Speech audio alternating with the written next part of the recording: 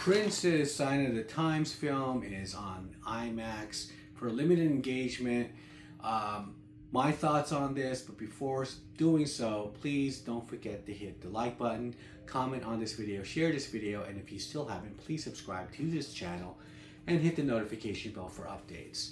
Okay, so with that out of the way, it's great to see this film resurrected, and there's new sound and new picture to an extent. Okay, now this film is pretty much documenting the period of when Prince left or fired the revolution, however you want to look at it.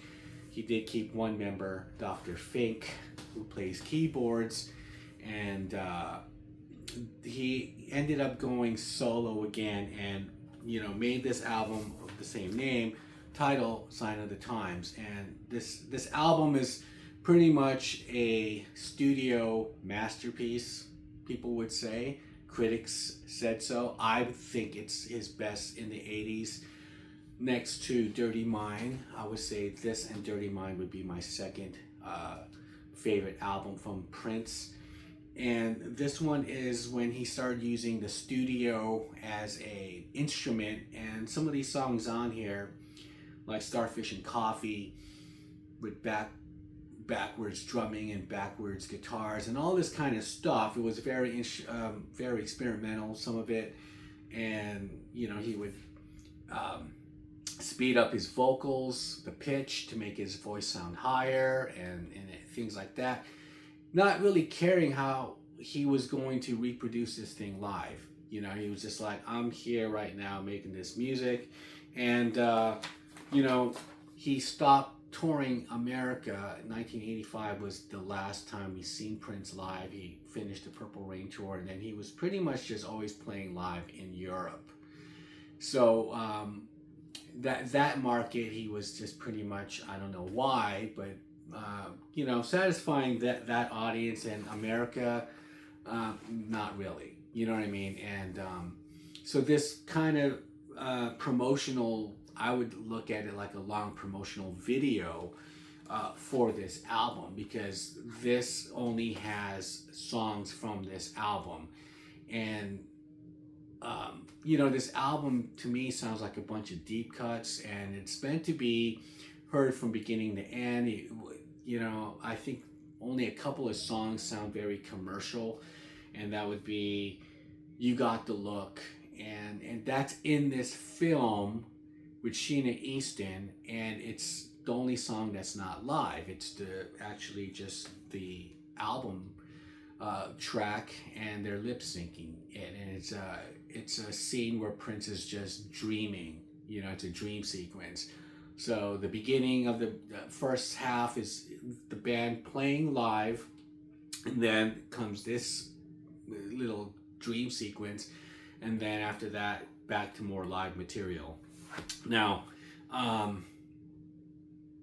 didn't really care for that song, but it seems like it was a song to at least try to get people hooked onto the album, or to the new album. But it wasn't the lead-in single. The lead-in single was Sign of the Times, and it wasn't a I would say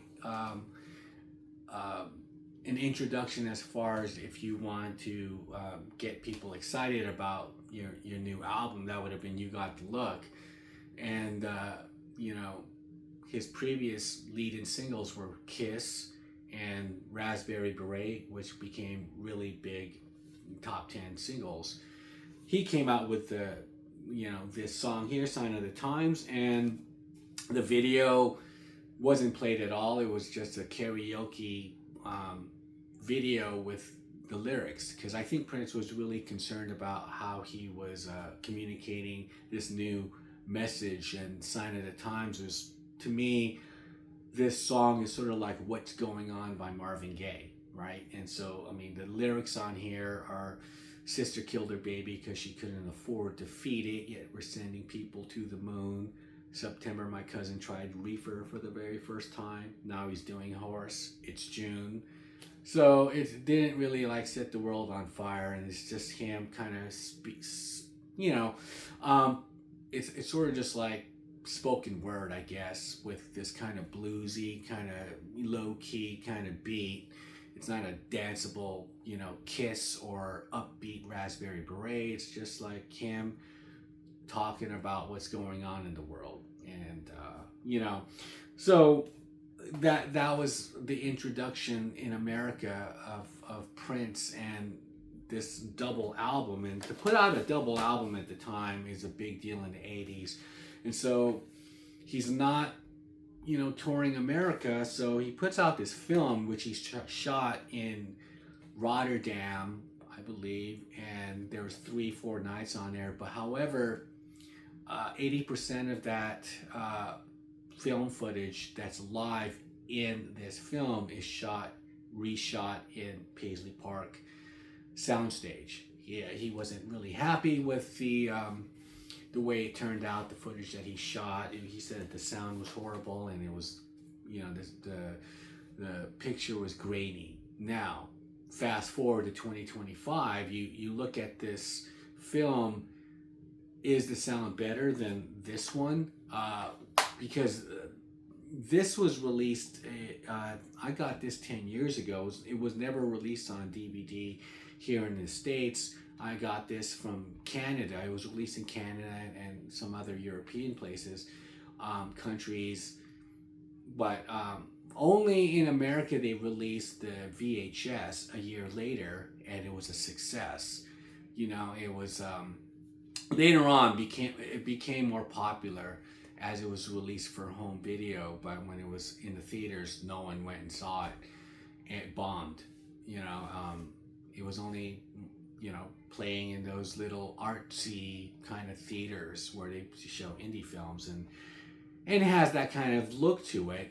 And when you watch this film, and so this, I would say, is as far as a live performance, this band is better than the Revolution or any of the previous lineups he had prior to this, movie, or this album. And so he puts together this great band because if you listen to the album, there's a lot of, like I said, experimental stuff, and I don't think he was really giving two fucks about how am I going to reproduce this live. It's like it didn't really occur to him.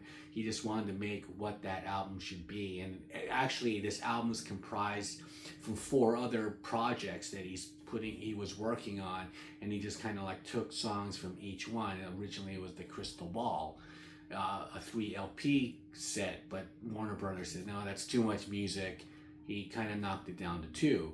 And so that song, The Crystal Ball, is not on the album. However, he does bring it up in his lyrics on the song Hot Thing.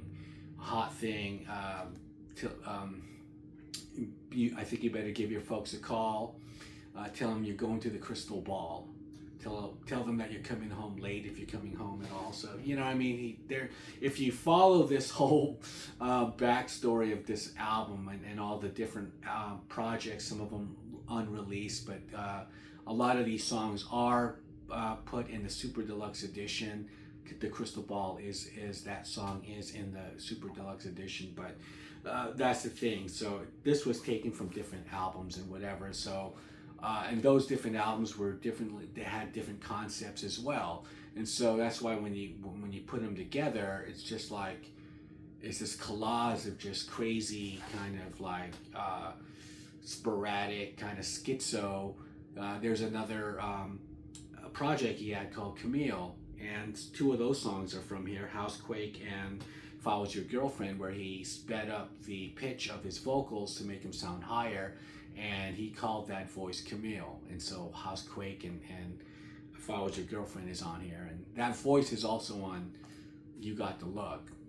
Okay, so all this weirdness in this album, he does manage to get this great band, and they kind of go through all these genres live, whether it's jazz, funk, of course, rock, gospel, and Sheila E. is on behind the drum kit. She kind of steals the show. And watching this film in a theater, people were applauding. you know, and clapping after each song and whatnot. And so that was cool. There was a, you know, um, the concert film has been, you know, something that's been long forgotten. And so to bring back something like this, because the 80s were all about, you know, concert films, where there was Talking Heads, Stop Making Sense, or Sting's Bring On the Night, U2's Rattle and Hum. It was a way to like put something out there to, you know, and not have to tour, or, you know what I mean, or just show you where you are at that moment. Madonna had the whole Truth or Dare thing, and that was a popular film in the theaters. So some films are popular in the theaters, some are not. This one didn't make it because I think that because when Prince wasn't coming around after Purple Rain, people just kind of in America just said, oh well. But it was successful in, of course, in other parts of the world where he's catering to. And I think that really hurt Prince's popularity in America. However, the film is back in all its glory. There's still some kind of graininess in the footage. However, compared to this, yeah, is a total upgrade, and the sound is a lot better. However, the guitars could be, his guitar should be turned up a little bit more. I mean, it's better than this one, but I still feel it sounds kind of drowned out. But everything else, I mean, it was great to see. Not really an empty seat in the theater too, that people went to go see this, because I think Prince now is back to in the 80s as an enigma, where it's just sort of just like, well, you'll never see Prince again, but you can see him live through this film. And because it wasn't a popular film back in the day, now that he's gone, like now people are curious. However, there's no hit singles on here. He doesn't play any of his back catalog, his hits. He's just playing Sign of the Times music mainly. That's it. And so you can walk in here and as a big fan, and of course you'll like it. I did. I've seen the movie many times, but to see it in all its glory in that way, yes. And if you're just someone who liked his music, his popular stuff, you will be entertained. He knows how to work a stage, and you know, there's a lot of calculated, rehearsed,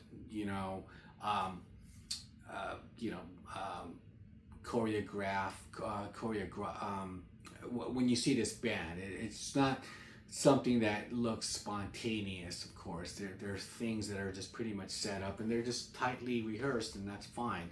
It doesn't really show the other side of Prince, which is on the Super Deluxe edition of the box set of Sign of the Times. There's this concert here, and it's Sign of the Times from the beginning to the end of a show he plays at Paisley Park. It's a New Year's Eve show, and you can really see a real concert of Prince. Not saying that this isn't, but a lot of these songs are pretty long, but he edits it down, because just like in a film, you got to keep the pace going and keep it moving. So a song like Housequake on here is, 4 minutes, where in actuality it goes longer because he improvises a lot. Him and his band, do back and forths, and this movie doesn't really show him as a band leader, where he's just like has his whole band at the palm of his hand, and he's just calling out commands and stuff, and they're waiting for it. You know what I mean? And whether he'll just say, "Just give me the snare," and everyone just kind of drops out, and give me some horn, and that guy will play. Eric Leeds will play his saxophone, and that's another thing. The horn section on here is great. So you don't really see that, but Prince fans who know, will understand what I'm talking about. And there's this whole other level of Prince live that people don't understand, and then there's the after shows, and and all that other stuff. There's a culture to Prince live performances, and of course it's just gotten better as the years went. And I finally saw him in '96 and on. And so here, I guess this was I think I don't know what number this album was. It was his 8th album or something, or 9th album. However, he was still playing songs from beginning to end. Whereas, like, if you caught Prince later on in his career, like in the 2000s or whatnot, he has so much material that the whole concert is just a medley. There's non-stop. He'll do like 30 songs or something like that non-stop, and then there's no reason to talk to the audience. He has so much material, and it just seemed like one whole song, right? And then he'll take a break and go on the piano or whatever, you know. But this, if you're curious about seeing Prince live and you think this is how Prince is live, it's how Prince is live at this moment. That's the thing. And it doesn't define him as a performer for this little window in time where he had a great band. I felt it was way better than the Revolution, and but of course he'd have better musicians as well after this, and he just kept on getting he kept setting the bar higher and higher. I mean, I think his best drummer, my favorites are John Blackwell and the guy in the New Power Generation, the big guy. I forgot. I can't. His name escapes me right now. Michael Bland, awesome, powerful drummer. But Sheila E., yeah, she kind of steals the show here too, and she has a really good solo where they leave her alone on the stage, and she has an unaccompanied solo for the most part, and every other member does, and so. It kind of works on both levels, and hopefully when they do re-release this movie on Blu-ray or DVD, that they could have some supplements and some other material insight. And it is on the Criterion channel, so maybe Criterion will do a special release Blu-ray of this movie, because Criterion Films, I mean, their collection is what they feel are important in film. You know, it's historical films that should be honored, and they take very good care in presenting and in preserving a film, and getting a lot of research and regarding this movie. And so, Prince's sign of the times is one of them, so that's really cool. And leave me your comments below on what your thoughts are. I thought it sounded good. It still looked better than when it was, or how it was over here on this copy. And it is worth seeing in the big screen to see Prince at his, I wouldn't say at his peak, it's one of his peaks, but again, he knows how to work a stage, and he knows how to entertain. So even if you don't know any of these songs, you will be entertained. Okay, so leave me a comment below. What are your thoughts? If you went and saw this at the IMAX theater, what are your thoughts about it? And with that, I'll shut up, and I'll see you guys on the next one. Bye.